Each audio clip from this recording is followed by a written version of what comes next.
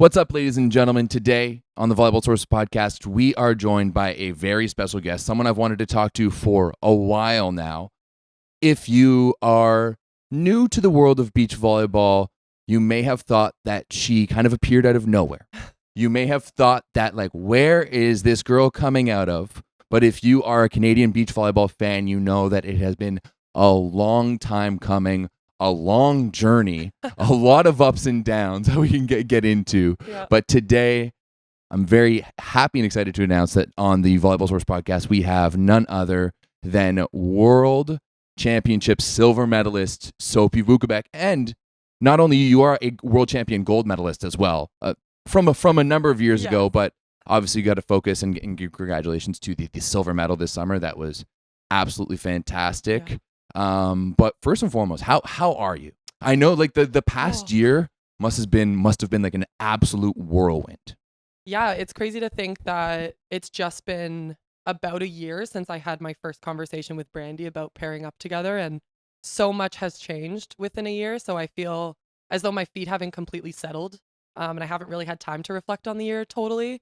But I think over the next 2 weeks during the Christmas holiday, I'll have time to just get my feet under my body a little bit and regroup for the year that's coming, because it's been just an absolute roller coaster. So 1 year ago, you were lining up to start playing with Brandie, which in its first place is a massive break. Yes. Especially for you, because you've had a decent amount of partners. I think one of the announcers counted it, and I heard it back, and I was like, that's astronomical. But you got to do what you got to do. You have to go to tournaments with whoever will go with you at the time. So that's kind of how I twisted into a positive outlook. Yeah, hey, you got to sometimes. Well, let's start with the more recent stuff. How did you and Brandie have had somewhat of a relationship over the years? Yeah. And she just contacted you, as like, hey, let's run this back, or was this coming some back and forth? Did you go seek her out? Like, how did you do that? Yeah, so it was after the Olympics, and she was taking a little bit of off time, and I hadn't solidified a partner kind of leading into that season, and there was a really good opportunity to play in a tournament in Brazil that wasn't going to be heavily populated by a lot of the top teams, so it was going to be a good opportunity to solidify some points for myself, because I had almost 0 points. So I reached out to Brandie, having a little bit of a friendship with her previously, and I think my text verbatim was like, hey girl, can you do me a solid and play with me in the Itapema event? Can you do me a in solid? Brazil? Honestly, I was like, I don't know what your status is with Heather. I don't know if you guys are both continuing, if you're taking your off season. I had no knowledge of what their partnership was. Shoot your shot, eh? Shoot your shot. I just sent her a message being like, please just play in this one event with me with no strings attached. Like, it was genuinely just that one event. She sent me back a super polite message being like, I'm in my off season. I am not playing in this event with you, but thank you for reaching out. And I think that kind of stuck in her head a little bit as just a potential partnership leading down the road. So then she reached out to me after the Itapema tournament, and I flew to Louisiana where she was staying, played with her for a couple of days out there, and then we kind of solidified things in the weeks leading after that. Beauty. Hey, just sometimes it works. Just Shooters gotta shoot. Yeah, absolutely. You got to go for it, especially for you. Like, you've had so many partners over the year. Yeah. Started off with Tia Mirich, which of course that was the great partnership. Gave you a gold medal at the World Championships. Yep. We're not going to talk about all the partners you had at USC as well, because that's a whole other story. Yeah. But then we've seen you with Julie Gordon. Mm-hmm. We've seen you. Didn't you play with Jamie Broder at one point? Played with Jamie Broder, Kaylee Whitaker. Started with Victoria Altamar. Oh my goodness. Played with Camille Saxton.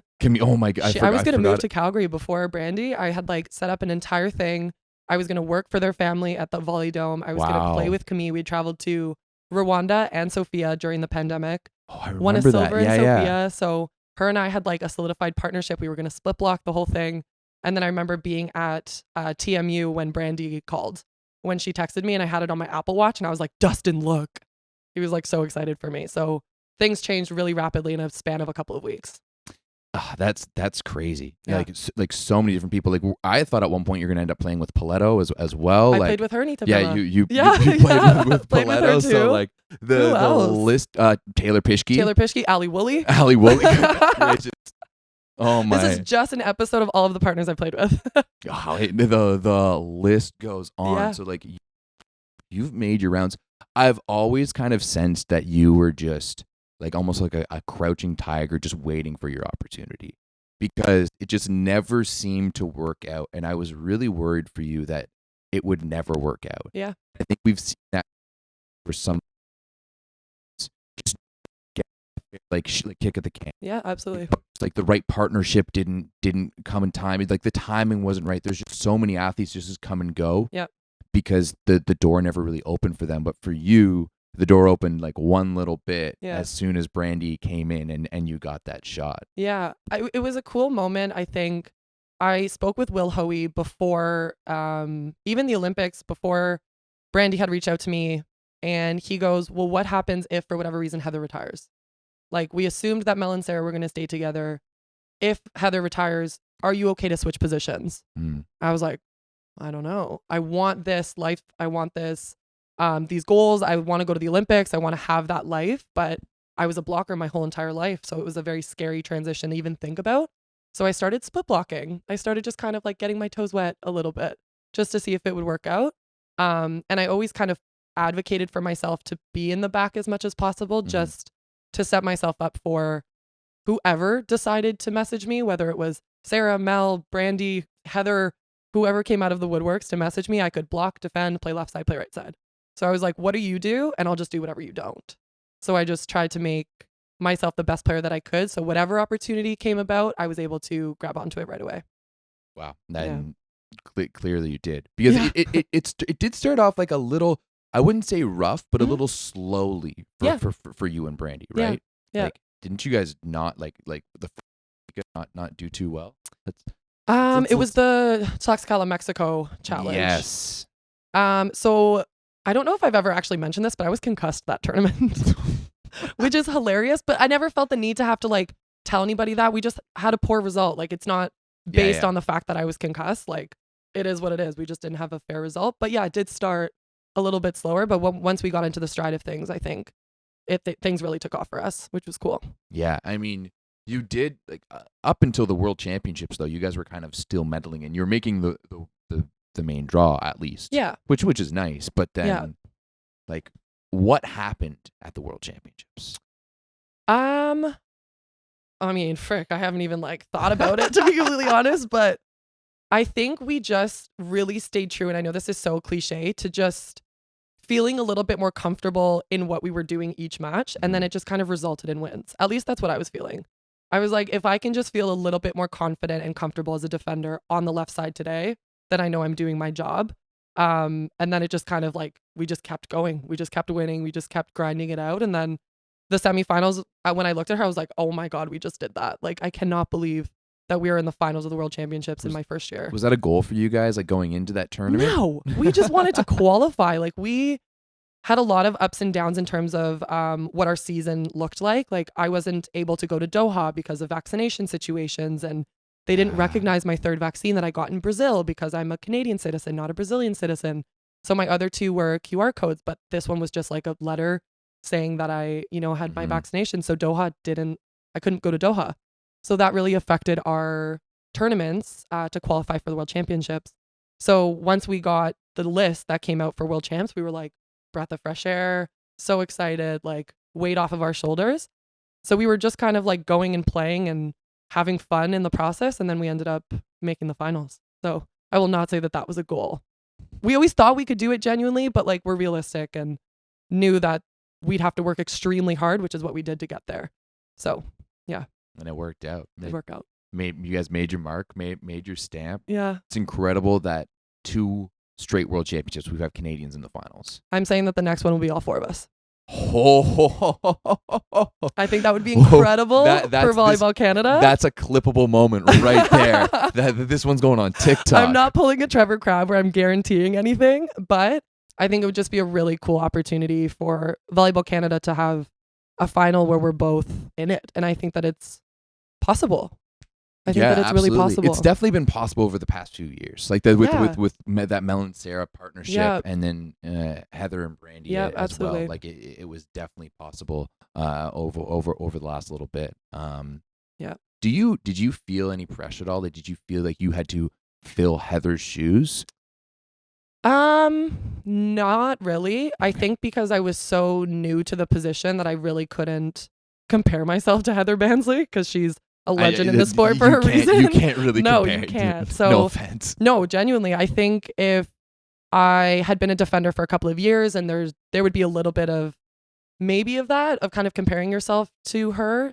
But because I was so new, I was like, let me just dig a couple balls this game. Like there was really zero expectations and the comparison just was so, you just couldn't do it. It would just be not realistic. But that's such a massive transition for you too. Not only are you learning a new position essentially Yep. and trying it out, but you're trying it out at a level that you've never played before. So humbling. Right? So humbling. Like, it's just, even still, there's moments where I'm like, okay, I need to give myself grace. Like, I'm still pretty new to this.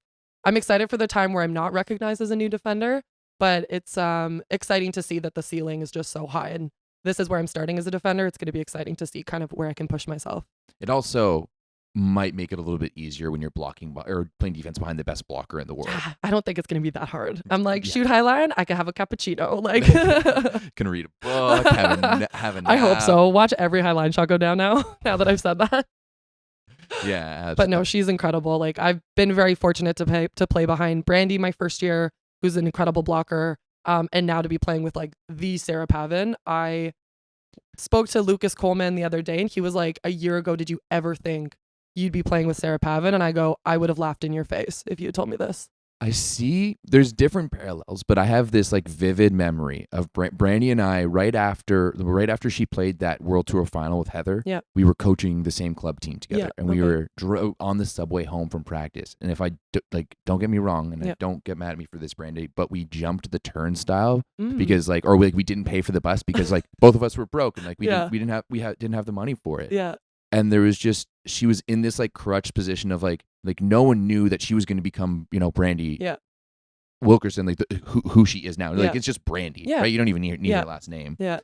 But for you, it's like somewhat similar. Like a year ago, you like no one knew your name, and now in the beach volleyball world, everyone knows your name. But a little bit different too, because Brandie was, freakishly athletic and was kind of new to the game, but you've, as I said, you've been like lying and waiting. Yeah. How much did patience come into play for you? Oh my gosh, it's been one of the key things. I think it's almost like a crazy thing to say, but I've always had this like undenying faith that it was going to work out for me. And I think just staying true to that, even in the moments where, don't get me wrong, there were times where I was like, I may quit. Like there's no opportunity for me. Like I am not a spring chicken. I'm not super young anymore. Like there's athletes who are doing super well at a very young age now on the senior tour. But for some reason, there's just been this undenying faith that I just have to be patient. I have to work really hard. And then the opportunity is going to come and you have to be ready for it. And so even during COVID, like my family built a gym in our garage. I tried everything that I could to make sure that I was prepared for that moment. So, well, when like when I was thinking about reaching out to you last year to do a podcast, and I wanted to do it and be like this is the hardest working person in Canadian volleyball right now. Well, thank you. That's because that's just very big compliment. watching from the outside, you were working out with Reed all the time. You could tell you're putting in the work into the gym. Like the results were showing. Yeah. You were training nonstop on the sand. You were competing. You were working for your mom's company, Elevated Inc., and you were coaching at TMU. Like it didn't seem like you had any time off, and that was like one of my thought processes too. Is like, is she even going to be able to chat? Like, is she even going to be able to have that time? Yeah. So like, it just seemed like you were going nonstop. Well, I think when you really want something, you just find ways to make it work. Like I was more than okay to play outside in November with Alex Paletto leading up to Itapema. Like it just wasn't a question. You're just okay to do these kinds of things. Like working in my off season, working at a restaurant, working at TMU, working for my mom to make sure that I was able to financially support myself to play on the world tour and be okay to spend the money and potentially losing qualifiers and kind of do the grind of it. That was like a part of the experience and a part of the joy of it for me. So yeah, those things were just never a question mark. Like I was always okay to do those things because I knew it was going to work out for me in the end. Somehow. I don't know how, but that's like an incredible amount of faith. Yeah, and it's wild. Have. I don't know how. I genuinely don't know what the root of it is. Like, I just have always known that it's going to work out for me. Do you think that that's what helped you in those kind of like make or break moments, especially in the pressure of moments of like the semifinals and whatnot? Like you're in the World Championships, you're playing a position that you've only been playing for half a season, you're with a brand new partner that, like there's all these things. Like, is that kind of where you found that strength to move forward with? I think so. I think like for me, and I've said this before, the reason that I play is I love the moments that I surprise myself. And I had so many of those moments at the World Championships, and those moments now become my baseline and my benchmark, just finding ways to kind of supersede that next. So I think throughout the tough journey, I've always found ways to be like, oh my gosh, I just did that. Okay, cool. Like, what's next? What is the next kind of step? So yes, there's the undenying faith, but then that's also backed up by like those little moments of I did that. Like that was a really cool moment that I experienced. Yeah. Because there's one thing that I've always kind of understood about you, like even as a club athlete, Mm-hmm. is that you were going to do your own thing. Like, Yeah, I think that's very clear for a lot of people who know me. how many clubs did you play for? I only played for 2 indoor clubs. I played for Etobicoke Titans when I was a kid, and then Defensa. And Defense. Okay, Yeah. That does make sense. Yeah. I do remember seeing you because 2012 was your 18U year. No, I never played 18U. It would have been my 17U, but I played 18U. you were playing up at 18U. Yeah. Yeah. I remember you played in that. You guys played in the final that year in Toronto. You guys played Alexa Gray and Calgary in the final. Yeah, and my friend Carly Heath that I didn't even know I played against until we were both rookies at McMaster. We were like, hey, we were talking about nationals and our youth experience, and she's like, yeah, we played in the national finals in Toronto. And I was like, I played in the national finals in Toronto. And we looked back on YouTube and I was like, that's me. She's like, that's me. We played against each other. I was like, you were the girl we never wanted to serve. No, that does make sense. Yeah. I wouldn't want to serve Carly Heath. But, you know, and that extended when you went into university. You started at McMaster, you won the Rookie of the Year there, helped McMaster win an OUA championship, go to nationals. Then you went to Long Beach State where you played a year of indoor. And then you went to USC where, I mean, that kind of worked out. You won a couple of national championships, got to play, got to win the first NCAA national championship. So that's like no one will ever do that again. So you've had a lot of success kind of coming up. But once again, like you've never been shy to do what you thought was right for you. Yeah. And this is something that I try to tell a lot of the youth kids that I work with is you're never stuck in an environment where you don't feel like you can be the best version of yourself. And there's a lot of times where coaches or other players or parents or whoever will tell you, you have to stay here, you have to be here. And it's not to say to not be loyal to clubs or loyal to schools and things like that. That's not at all what I'm saying. But you don't have to feel like you're trapped in an environment that you're not feeling your best self or a place where you can be the best version of you. And so I kind of did that for myself and created that for myself. And as soon as I figured out the things that I need to make my environment great, I just started to create that for myself, which is also why I went independent from the national teams for the couple of years that I did. Yeah. I mean, and obviously it worked out for you. Yes, it did. It did. It's crazy too. We're just talking about how much you do. And I just completely forgot that you also run your own, like, I don't know if you call it a club quite. It's an academy. You run your own like high performance youth beach academy too. Yeah, I do. So that takes up a lot of time. Like just add some other things to the list there because that's incredible. When do you sleep? I do sleep. I think that all of the things outside of sport are so important because then your identity is not tied to the sport. So like your wins and losses aren't indicative of who you are as a person. Like you're still a great sister, you're still a great friend, you're still a great all these things. And so if you lose or win, you're just a bad volleyball player on that day, but it doesn't mean you're a bad human. So I think the more that you can find purpose outside of volleyball, the like easier volleyball becomes in that respect. So look at that, guys. Live a complete life. And I'm just so wise. Well, I mean, you got Will Hoey by your side, just dropping nuggets. Like, he's great. He's actually was one of my lead coaches for my academy this year. And it was incredible to just be able to like fully trust somebody with like your baby almost, right? I mean, you talk to the dude and you're like, I mean, I remember talking to him as like a kid and be like, oh, this kid's smart. Yeah. He's just like, he gets it. Yeah. He's a smart guy, emotionally intelligent, like good, solid dude. Yeah, absolutely. You mentioned kind of like being a good sister, and for something like your family is ridiculously athletic. Yeah. Ridiculously athletic. Yeah. Your sister plays professional soccer. Yes. She plays at the Champions League level as a keeper. Yes. Is very damn good. Is also like a professional freestyler. Yeah, she was one of the only, if not the only, Canadian female freestyler. Okay. Yeah. And then she's done some firsts. And then your brother plays basketball as well at a pretty high level. He won nationals with Humber and then went on to play for George Brown. Okay. Well, so. And my older sister is the head soccer coach at TMU. She's like one of 3 only head coaches for females in the U sport or something like that. So sheesh. Yeah, there's a There's a lot to live up to with my family. Do you guys like? I mean, you played soccer growing up as well. I'm did. assuming because I think you remember you were like a quite a high level soccer player before you came over to volleyball. Yeah, that was my first love. That's what I thought I was gonna Me too. do. Right? Yeah, my when I applied for my first job at Volleyball Canada, my Yeah. email was soccer_guy. Did you And get the it's- job at Volleyball Canada? Yeah. What I mean is I was like 19 at the That's at amazing. the time, or, They're like, or this guy's whatever. athletic. Great. Yeah. Well, luckily I had some hookups to get in hysterical. there, and I spoke French. That was like being Oh. bilingual was like my ticket That'll do it. to doing everything. It's like, oh, does he have a degree? Nobody can speak French. All right, let's work. Perfect. Let's hire him. Yeah. But yeah, I did. My first love. I thought I was going to go to the World Cup. That's why Oh, like yeah. it's been really, really special to watch. We were talking about soccer as we Yeah. were getting ready. It was really special to watch Canada at the World Cup because Yeah. I didn't think I'd ever see that in my lifetime. Oh my gosh, it was amazing. Like even watching the women win the bronze and then win the gold at the Olympics, like I cried.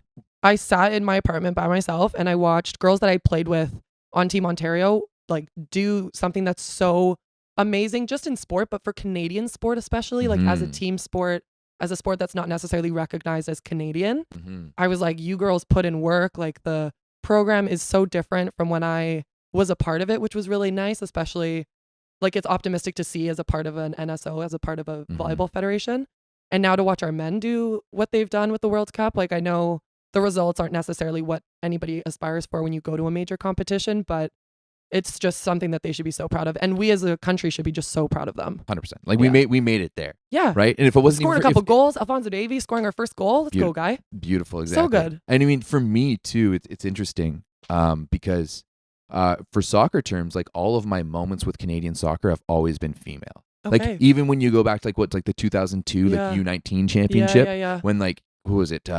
What's that girl we have was really good? Christine Christine Sinclair. Sinclair. Oh yeah, her. And Kara Lang, like Aaron Yes, McLeod was Kara the keeper. Lang.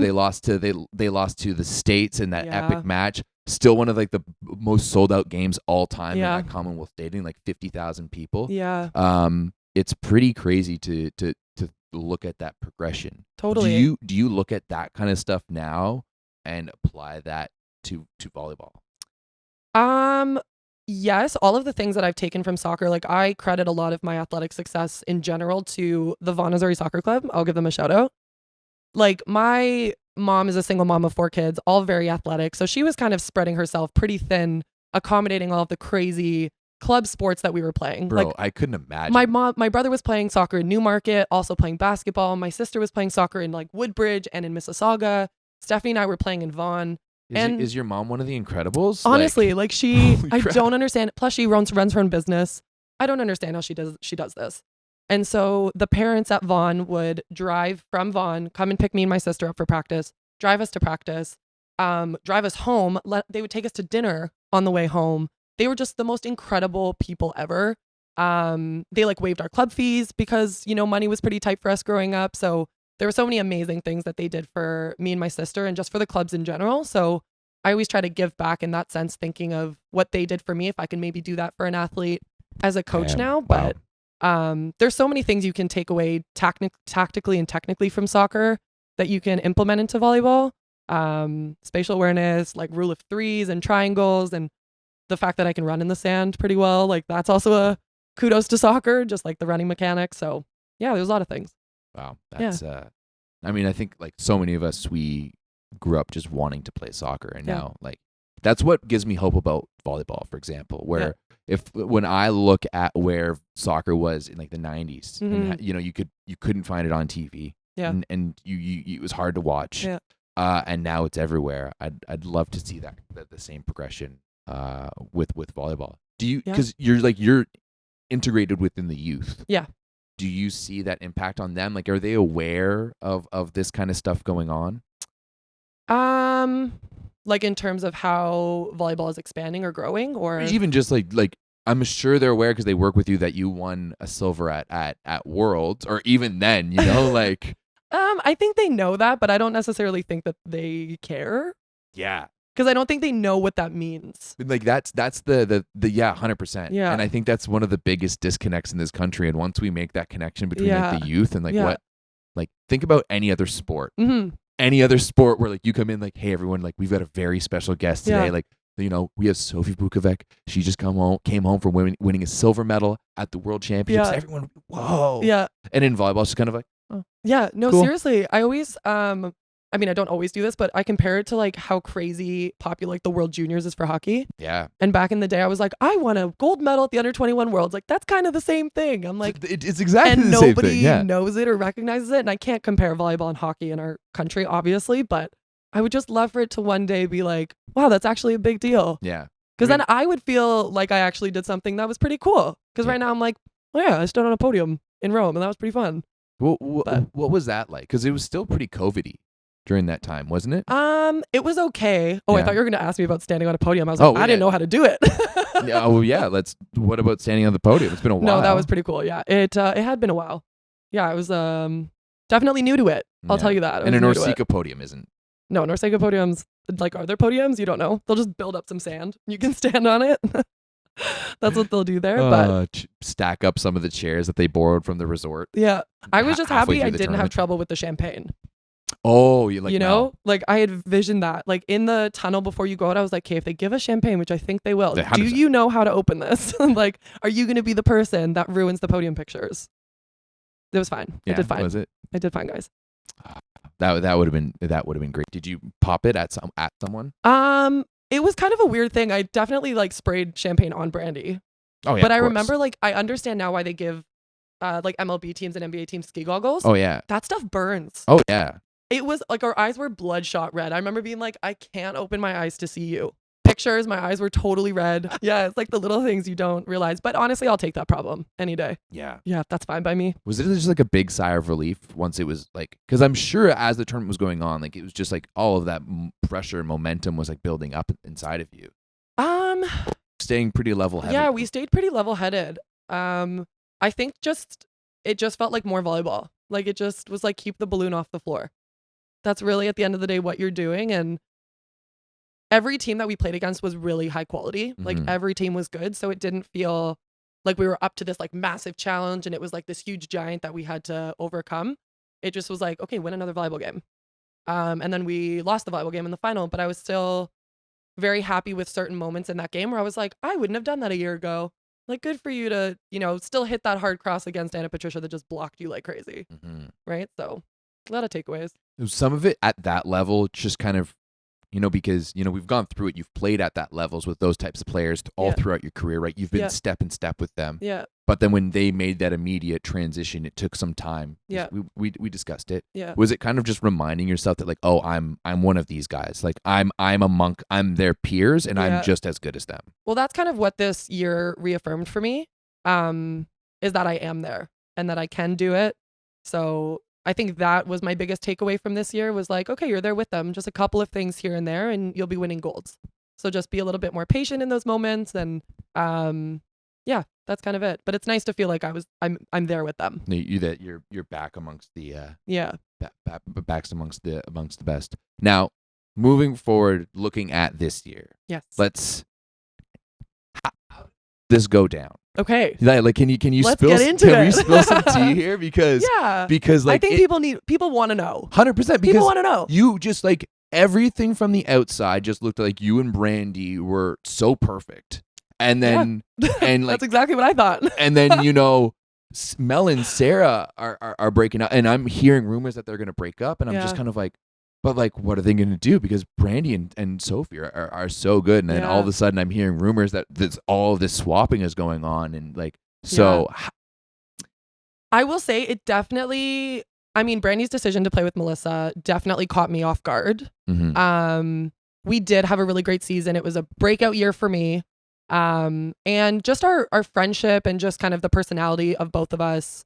I was like, this is incredible. Like, it's one thing to do well and have success in business with somebody, but to also enjoy their company, to want to play for somebody, to have like a genuine love for somebody. You were hanging out at AVPs with her, like you weren't even playing, and you were just let's go chill. Yeah. So the AVP stunt was kind of difficult for me because I couldn't play in it, but the game plan was to play on, or for her to play on the AVPs with Zana, for me to train with our coach Rico at the time, and for him to coach them on the AVPs. Mm-hmm. I'm a very loyal teammate where I'm like, wherever the team goes, I go, Mm-hmm. right? So I will find ways to train with Rico. I'll be there to support you and Zana. You play, win your money, win those AVPs.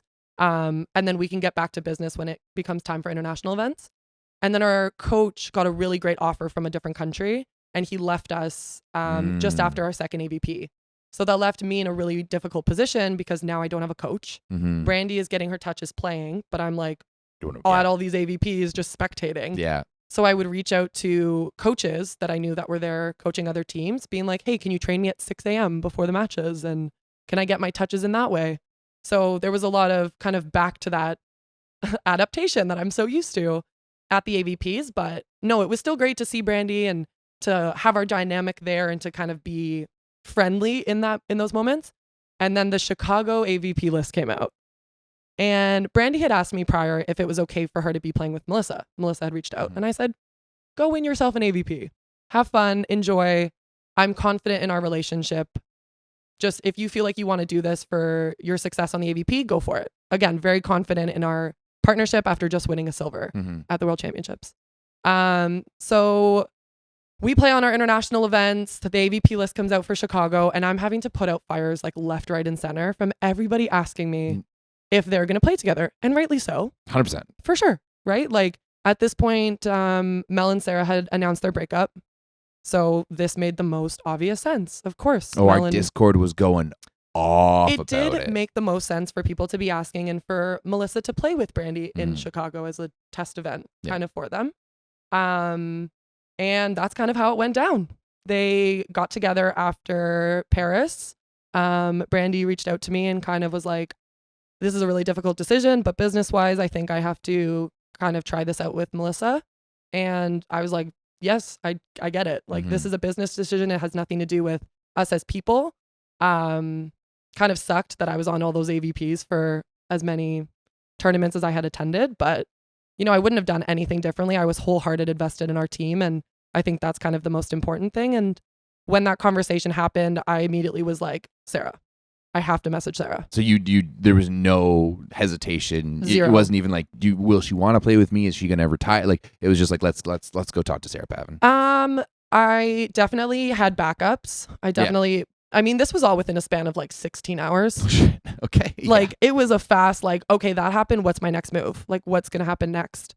So I reached out to Sarah. And then that night I was still pondering, like, what if Sarah plays with somebody else? What if she doesn't want to play with me? What if, you know, you have to kind of prepare yourself for the what ifs. Honestly, at that point, I was like, what if Sarah calls up Heather? I was going to call up Heather. Heather doesn't even know this. Heather was in my mind and I was like, I'll block. I'll go back to blocking. I would have liked to see that. Fine by me. I was like, nobody is derailing my dream. Yeah. Like, again, this undenying faith of it's going to happen for me, who it's with, how it's going to happen, when it's going to happen. I don't know, but I know it's going to happen for me. So then I reached out to Sarah and it was like in that conversation we left being like, so are we going to do this? Are we good? We're going to do this. Okay, we're going to do this. Gave a hug. We're doing it. Wow. Yeah. Just like that. Just like that. Yeah. And now you guys have jumped in and you're training. There's one thing I will say.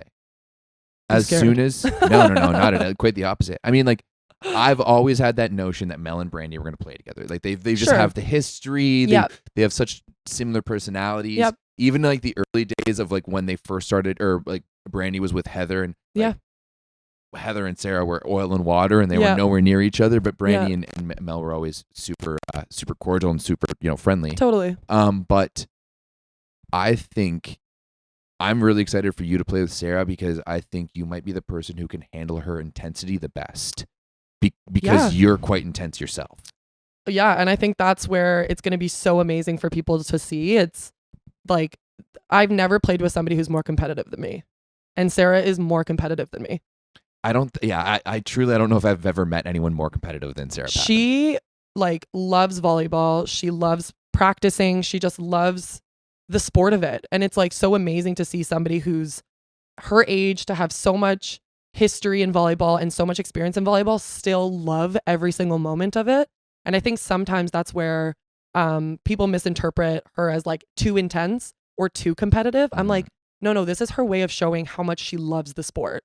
And I think that's kind of where people need to take some of her actions as like, this is indicative of how much she loves this sport. Yeah. So. It's almost in the same, like, like the people who are like complaining are the people who are passionate. Like Yeah. I would never ever ever call Sarah Pavin a complainer. Just using that as Yeah, like she's as- definitely passionate. she's just 100% passionate Absolutely. and gives herself to that. But Absolutely. as we've discovered and found out throughout this course of this conversation, like Yeah. so are you.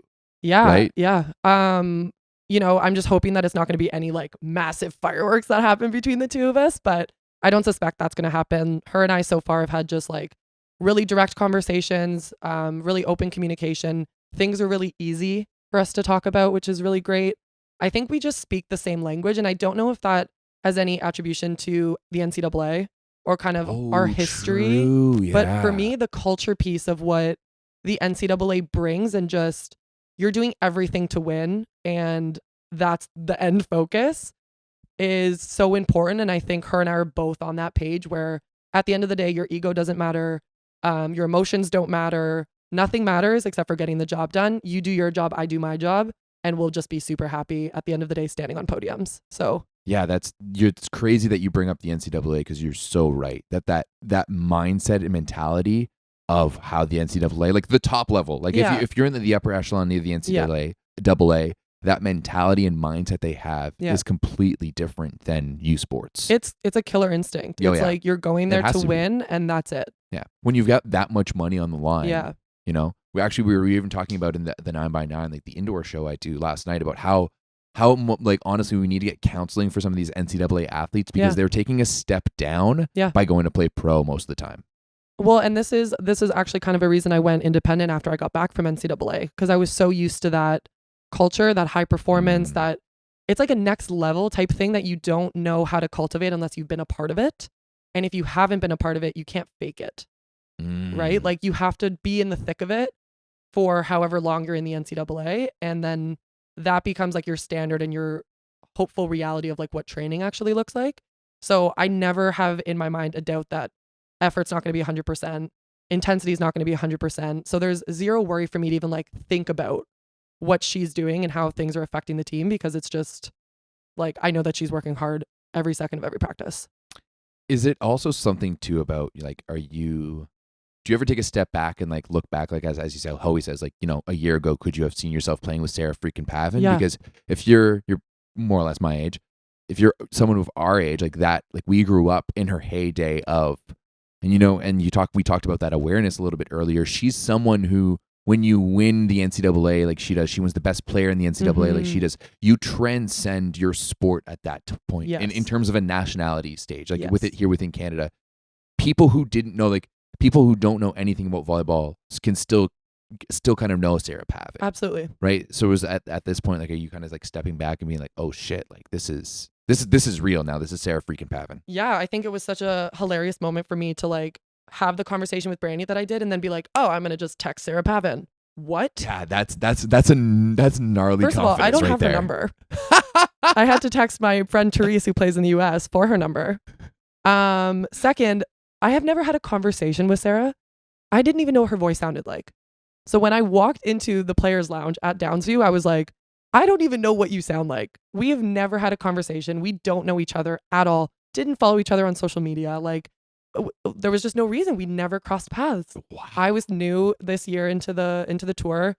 Didn't play against her. Didn't really see her at events. So it was just a hilarious, like, okay, I guess I'm going to text Sarah Pavin. Like, legend volleyball Sarah Pavin. It's so wild. But I think just I am really excited to learn from her in so many ways, to be able to share experiences with her, to hopefully podium with her, and just like, she's done so much in our sport and done so much for our sport.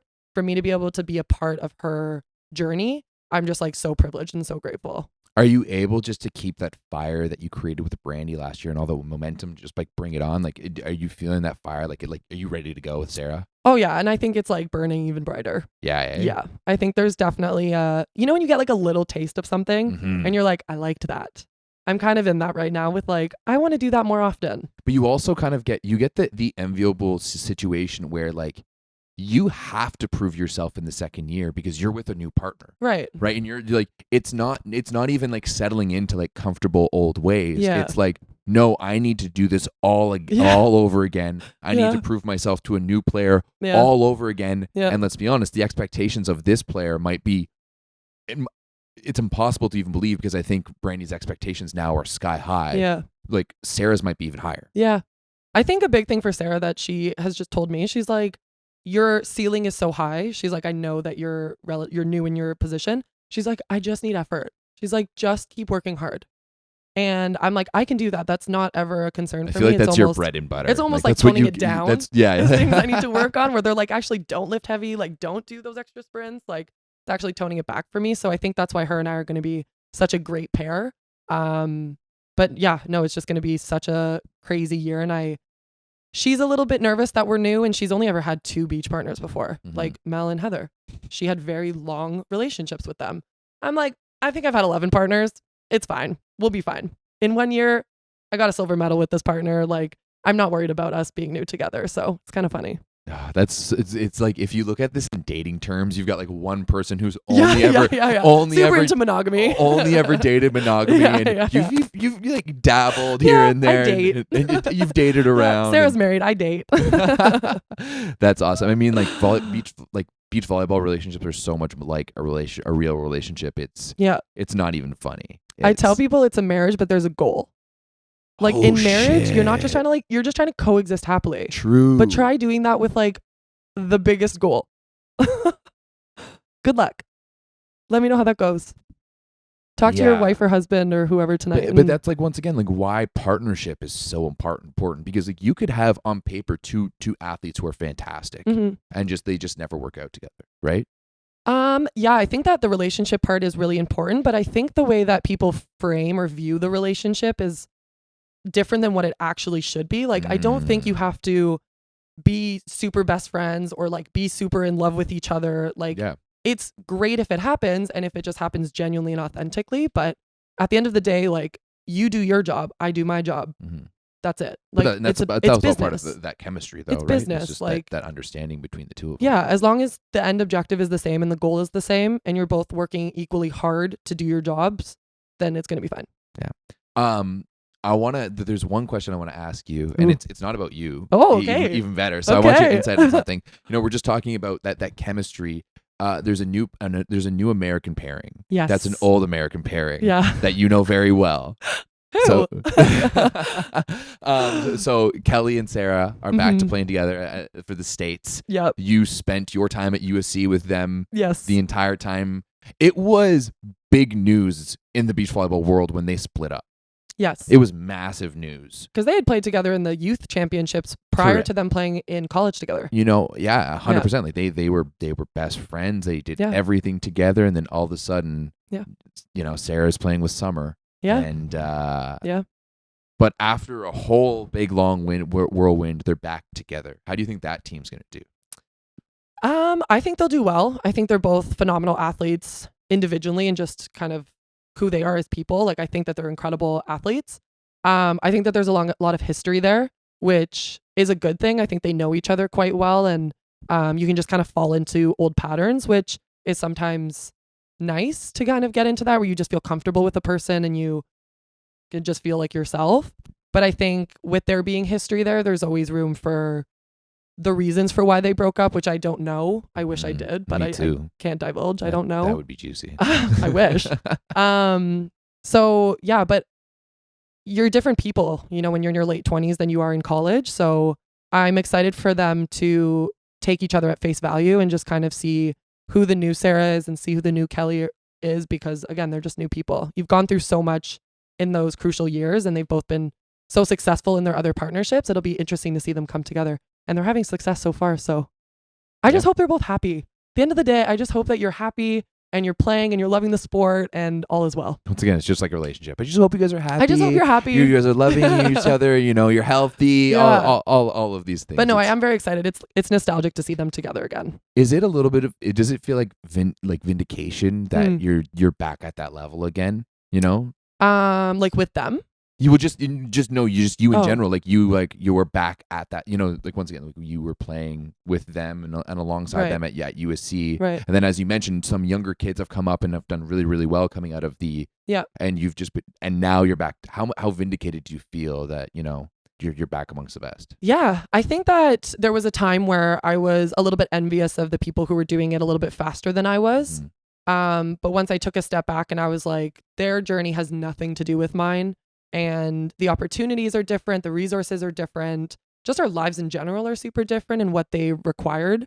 I just became a lot happier and a little bit more stable and steady in what I was trying to do and accomplish for myself. So yeah, it's been a couple of years. That was a really hard thing for me to kind of get over after school, to be completely honest, because I was like, I was there with them. Now you're winning medals on tour. Like, what do you mean? I'm not even getting into Norsecas. I can't find a partner. Like, there's so many things that you can be bitter about, and I just don't care. I'm at the point where I'm like, I hope you guys are successful. There's enough room on the podium for everybody, right? Like, we can all just trade off. Yeah. Right? You beat me at this tournament, I'll beat you at the Olympics. That's how we do it. Exactly. So speaking of the Olympics, yes, a year ago, yes, did you have any thought about potentially going to the Olympics? Oh yeah, 2024 has been my game since I was like 17. Okay.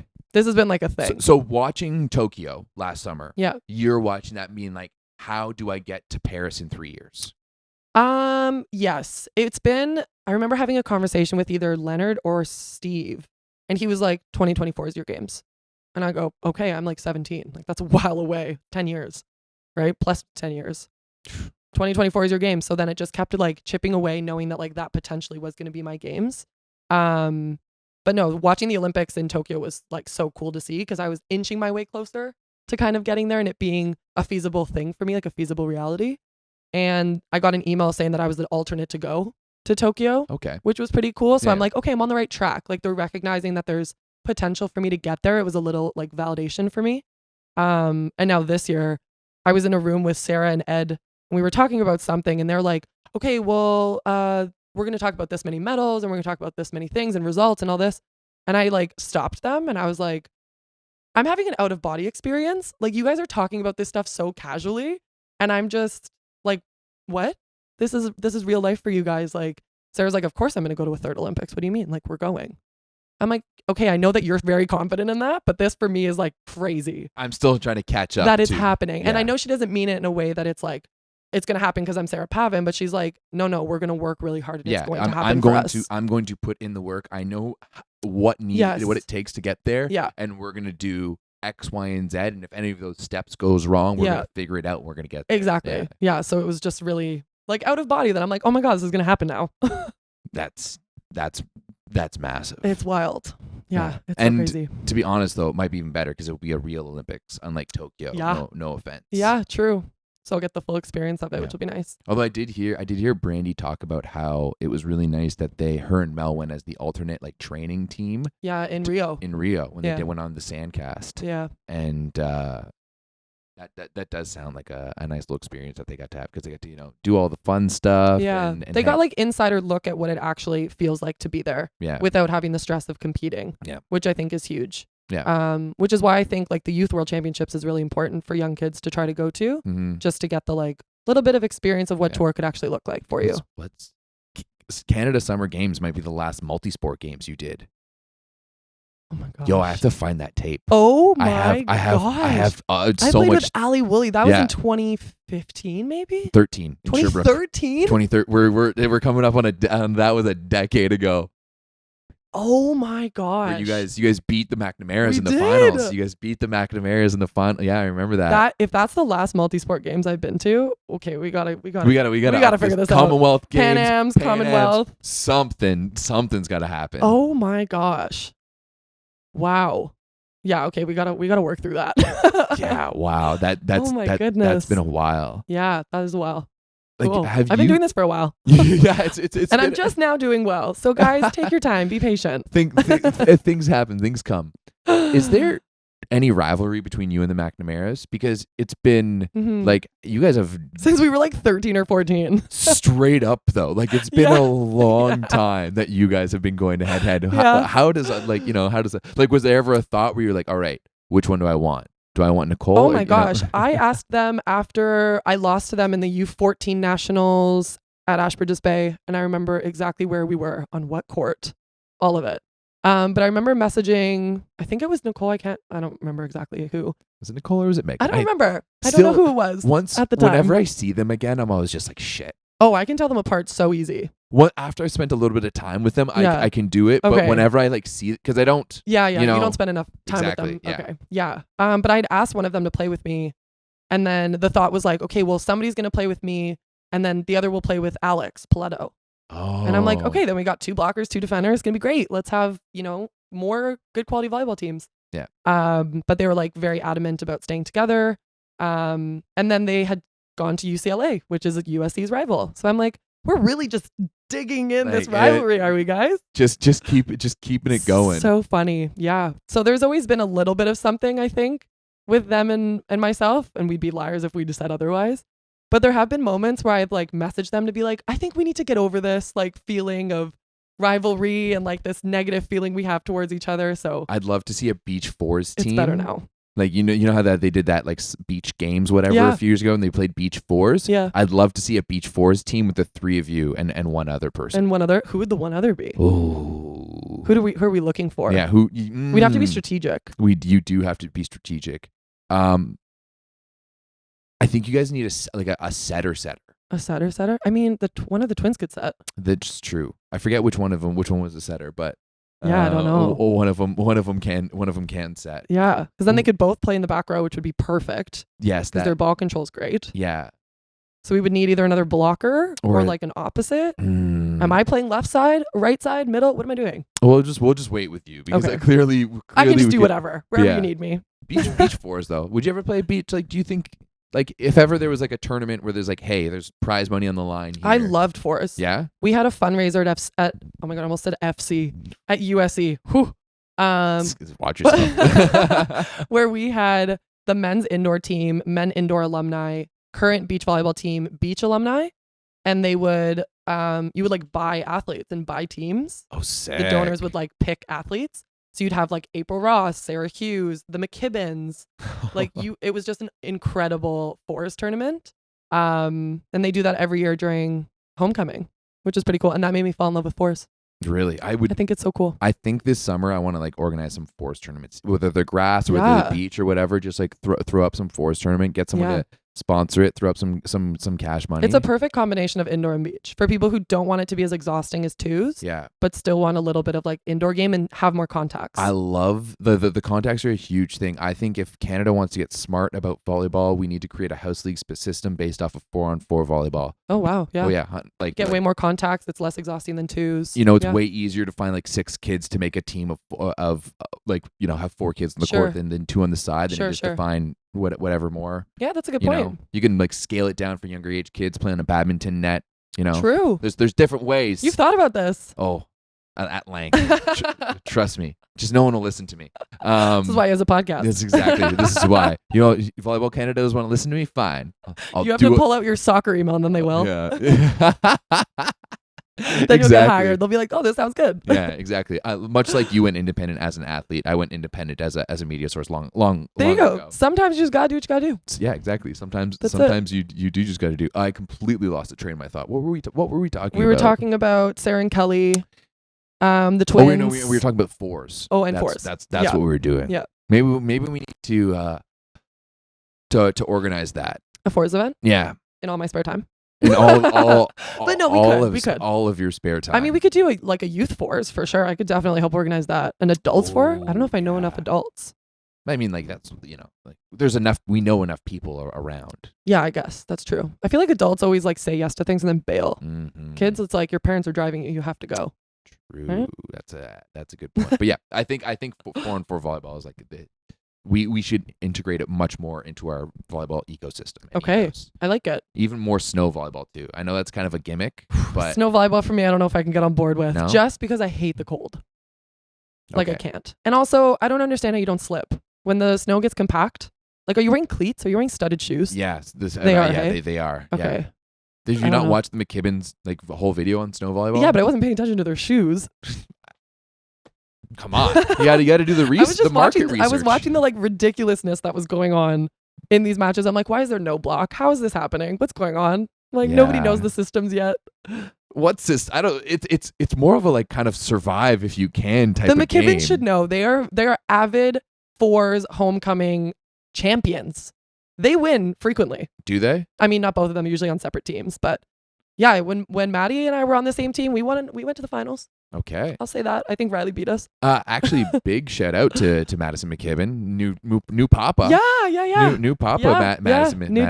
dad. Congratulations. You're not going to watch this, but maybe. He may. He did an episode with me. Okay. There He's you like go. He may. Yeah, he Okay. may. Shout out.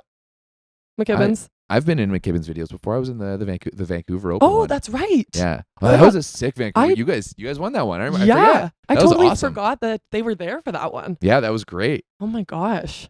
That was a good event.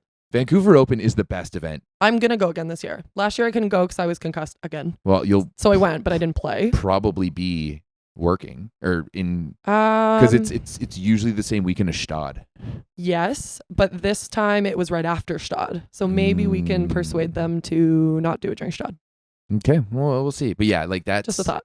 That would you like? Would we ever want a Canadian tour? Like if there was something similar to the AVP in Canada, Mm-hmm. or if like the AVP just magically like, hey, Bally's, let's figure this out. You know, you just had the Canadian team in the like there's would you play like smaller size tournaments here in Canada? Absolutely. I think there's so much to be said about competing and trying things out in matches. Mhm. I think Canadians, we don't get a lot of opportunities to compete, No. especially if you're not on the senior tour. Like the Norsekas are great, but you're only really playing against maybe 4 good quality teams. And then you're just playing constantly the same people domestically. Mhm. So in practices, I mean, so it would be nice to be able to venture out west, out east, go north if we can. I think that's why the Quebec tournaments take off so well Yeah. with the Ontario athletes, is it feels a little bit more like a tournament. Like Mhm. you can travel somewhere, you have to figure out accommodations, and They then you're also- playing new people. They also like do it up a little bit more. They do. Right? Like when you go Yeah. play the beach tour and on the OVA, you're Yeah. just like playing beside 14 U's. Yeah. Yeah. There's no distinction of like who the quote unquote pros are. Yes. Who are the best, and they like some of the best of the players in the country are there Yeah. competing against, Yep. the kids who are playing for the first time, which is like once again, like you don't get those opportunities often. But I think Yeah. in Quebec they just like this is a senior tournament. And Yeah. This is how we're gonna do stuff, and yeah, I like that vibe. I'd love Yeah. to see something. I think that that would be amazing if there was a domestic tour here. I think that's why Van Open is so popular. I know Ben was trying to do something out in Calgary, the Quebec events. So we have enough tournaments that like if everyone could band together, potentially that there would be 2 OVA Grand Slams, a Vancouver Open, a tournament in Calgary, 2 in Quebec. It's a lot of tournaments already. Mhm. I'm sure we could get one out in Halifax. Oh, Halifax would be great. Yeah, like for- the for- Sand Jam they used to have there, Youth Worlds they used to have out there. Mhm. So I think there's a possibility for it. I just don't know if the like consistency and kind of the one-mindedness will Yeah. happen. Yeah. At least not right now, but maybe in the future. I'm optimistic. Yeah. Maybe once you're finishing off your career, we can have you come back and Yeah. play your twilight years here. I would you know? happily play on a domestic tour when I'm done. Yeah. I mean, like your sister will probably be able to come back and play professionally soccer. 2025. I texted her about it, being like, "Are you coming home? What's happening?" Yeah. She's like, "I don't know. My contract's done in 2025, so we'll see." I mean, like if you're gonna play Champions League, continue playing Champions League for a little Yeah. bit. But once Yeah. you're older and Yeah. you're a little bit bigger, you come back. And it's just play. nice to play at home. Like when do we Yeah. ever get the opportunity to play at home? Yeah. So we need more opportunities to play, like I almost like in these times. Would you ever play Mhm. like a show match? probably. Yeah. Well, I don't know. It's tough because my first instinct is to say yes, and I would love to do it. I just don't know if we could justify it, like periodizing wise. It just depends on what it would be for. Fair enough. But I would love to, just because I love the camaraderie of our sport. I think bringing together rec and youth and professional volleyball is a really cool opportunity that a lot of people don't grab onto. We almost try to like separate ourselves a little bit too much, and that's what I love about beach volleyball especially, is that it is so like integrated. But I don't know. We'll see if that happens. It would be cool. I would be down. Would be. We'll see if it ever happens. We can get you and your mom to come in and help setting everything up. Yeah, you need balloons, you need make- draping, you need make everything flowers. Nice, absolutely. Done. 100%. Easy. Yeah. I've always thought about like having a tournament on like a Friday night. Yeah. Like when Beach Blast was around, I used to toss this. I'd use George, Josh, listen to this. Yeah. How about we have one at night where we have like the finals, like the final matches are at like midnight. Oh my gosh. Because remember when they used to have those soccer, like in the Great Hall, they used to have the soccer. I forget what it was called, like the Fiesta League or something like that. Oh, okay. I didn't know And about they it. made like a small 3-on-3 little soccer arena. Oh. And they had DJs and people were like, they had a bar and like people were buying drinks and just like around like watching these soccer matches. That's pretty fun. I wonder if you could do the same thing with beach volleyball. You know, like bring in a DJ, bring in, you know, and make it an event where you're playing that final match like at midnight. Yeah, I mean, I think that's what a lot of tours are trying to do. Not so much the playing at midnight, but like playing into the evening. Yeah. Yeah, playing into the evening, kind of spreading things out a little bit so that it's more convenient for fans. 100%. I think is important like the to fact just that we were playing so many matches. Like, why are we playing at 8 a.m.? Why? Who's First of all, yeah. Nobody likes playing at 8 a.m. No. It's cold usually. It's really early. You can play at 8 a.m. in California. Yeah. Because Californians know beach volleyball and their beach volleyball They'll culture. be there. And they'll be there. Manhattan Beach Open, packed. Packed. And I loved it. Yeah. It was best like thing in the world. Such knowledgeable people. You couldn't get into the grandstand. That's what I love about just AVPs wild. in general. And I've been to Chicago. Thumbs up. And I've Florida, but like definitely when you go to MBO, everyone is talking volleyball at a high level. Everybody knows everything. It's like being in Canada and watching hockey. Yeah. Everyone knows what's going on. It's so fun. You know, and watching it MBO, it's the lineup unreal. was actually like out the side courts. Oh, like you had to wait to get onto the center court. Like I think they're gonna have to add stands. Good. Next year. I had to call Dane, my old assistant coach who works in the booth, to be like, can I watch it in the booth with you? Like I'm not gonna watch this in the stands. This is crazy. I can't get in. I've had like 2 or 3, maybe even 4 interactions with Dane Blanton where we've like hung out with like, and great dude, never remembers me the next time. I feel like he's so social and he meets so many people. So many people, yeah. That he's like, just like I know you from somewhere, don't know your name. I probably remember our conversation, but I just don't know where I know you from. Because he's the most social human ever. I met him one time in not Fort Lauderdale. We were in Tampa at an AVP event. There was an AVP FIVB. Okay. And there was a thunder warning, and it was like me, him, and Jeremy Roche and Mark Sherman, and we just hung out in this NBC 10 and 8 food. Oh gosh. The entire time. We had a blast. What a crew. See him a couple times later. I was like, "Hey Dane, how's it going?" He's like, "Hey, how's it going?" Fast forward to Hamburg. I meet him in Hamburg. We're hanging out. We go get beers together a couple of nights. There's just a whole big media crew of us. We're talking. I'm showing him my stuff. He's, "Oh, this is great, blah, blah, blah." I see him a month later in Chicago, and he once again, "Hey, I'm Dane Blanton." I'm like, "Dude, like." I've hung out with you like 3 or 4 times now. Oh my gosh. He's a character. No, I really appreciate Dane. He was my assistant at SC for 2 years. And now every time I see him, he's kind of like a semi-mentor type person. Like when Brandie and I had split up and when I was looking at new partnerships, he was like one of the first few people I call just because he's so knowledgeable about the sport already. And he has such a commentates depth of knowledge within won an Olympic gold medal. Exactly. He's been there, done that. He at knows so a many lot. levels, And he's just very direct and very open and like opinionated, which I appreciate. So he'll always tell you like it is. No lack of opinions out there. He'll tell you like it is, which I appreciate. I'm like, you know who you are, you know what your opinions are, and you stay true to them. So that's cool. It seems like the NCAA in the States have had a lot of impact on you. Yeah. It was a very cool experience because I was able to compare it to what the U Sport offered. Yeah. You're one of those few people who did both. Yeah. And I think it was exactly what I wanted in the NCAA and what I look for in athletics. I was so fortunate to go to like a school that's just so rich in athletic history. They pump a lot of money into their athletics. It was just such an incredible experience where like that was the most professional I think I'll ever feel in volleyball. Yeah. And I had this conversation with Tri actually.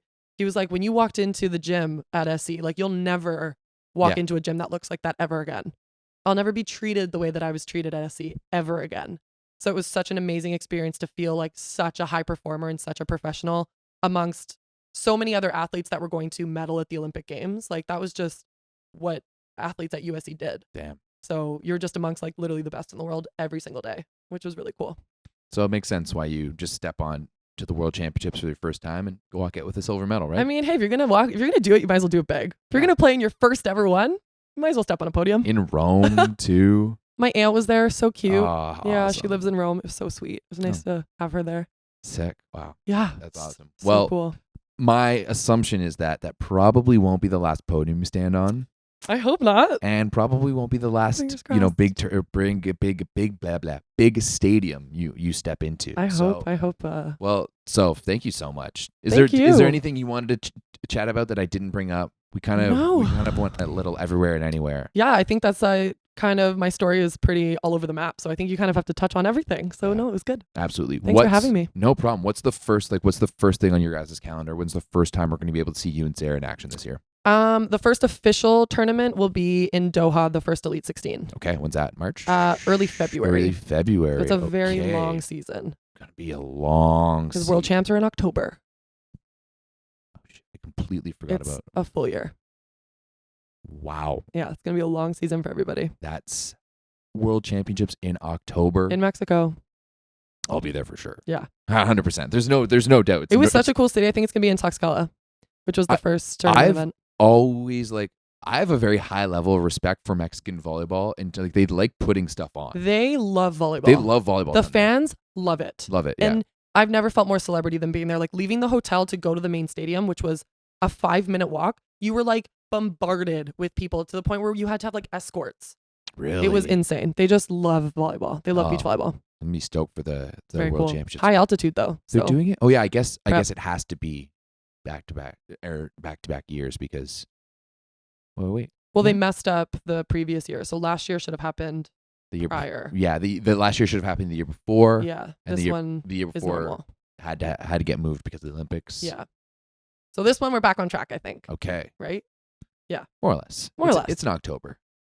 Right. But which makes so much more sense because how many times like the World Championships you guys played 3 tournaments before the World Championships and you saw all like let's have the World Championships at the end of the year. Yeah. You know, let's cap it all off with the World Championships. That's what we do in the indoor side. Why are we doing beach in the middle of the season? Yeah, I was I had 3 tournaments under my belt, maybe 4. Yeah, and I'm like, then we'll go to the World Championships. Now we're in the World Championships. Yeah. Sick. So I guess it does make more sense for the calendar. But okay. Are you going to I'm guessing now over the past few years it's always been let's do as many tournaments as we can and as we can afford and get into. Yeah. Now you have a bit more of the luxury of picking and choosing, I'm assuming. Yes, we have the luxury to do that. I think we're going to play in as many events as we physically can this year just to kind of put us in a good position for the Olympics, for the Olympic qualification. So we'll see. I think we'll likely get at least 10 events in. All right. So you'll see us a lot. Any AVPs? I don't know. I mean, I'll be there. are you gonna try and get a green card and stuff like that? I definitely have talked about it. Yeah. So that would be really great to be able to get on it. So hopefully, fingers crossed, everything goes as it's supposed to. But I can't say yes or no. But if anything, I'll be there to support Sarah this time. So I'll be there supporting anybody. And if you want me to support you, send me your schedule. I'll likely be there too for you. So great. There we go. Let me know. If you want to hire Sophie as a supporter at any of the AVPs. It's personal hype man. Absolutely. I should just put it on a shirt. Dane, maybe throw her on the broadcast. Dane, Mark. I think you'd be great on a broadcast. Thank you. I think actually thought about going back to TMU for schooling to study it. Cool. Yeah, I've thought about it. Well, when you're done, let me know. We'll throw you in some broadcasts. Okay, I'm actually more than down for that. That'd be great. Okay.